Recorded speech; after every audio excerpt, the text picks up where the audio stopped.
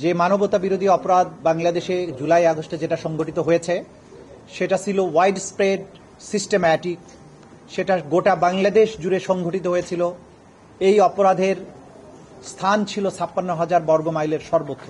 প্রধানমন্ত্রী যিনি সেই সময় ছিলেন তার সরাসরি নির্দেশে তার নিচের লেভেলে স্বরাষ্ট্রমন্ত্রী, পুলিশের আইজিপি, বিভিন্ন পর্যায়ের আইন শৃঙ্খলা রক্ষাকারী বাহিনীর কর্মকর্তা, বিভিন্ন বাহিনীর কিছু অফিসার, কিছু সিভিল সার্ভেন্ট, এরা এই অপরাধ সংগঠনে সরাসরি প্ল্যানিং, প্রিপারেশন, ওয়ার্ডার এবং সরাসরি সম্পৃক্ততার মাধ্যমে তাদের সম্পৃক্ততা এখানে আমাদের তদন্তে আমরা পেয়েছি।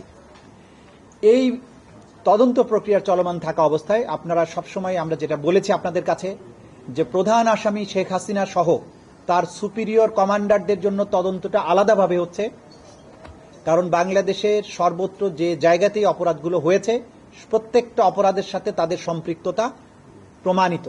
সে কারণে তাদেরকে কমান্ড এবং সুপিরিয়র রেসপন্সিবিলিটির দায়ে আলাদাভাবে তদন্ত রিপোর্ট দাখিলের প্রক্রিয়া চলমান আছে, যেটা খুব সহসা আমরা আপনাদের সামনে প্লেস করব।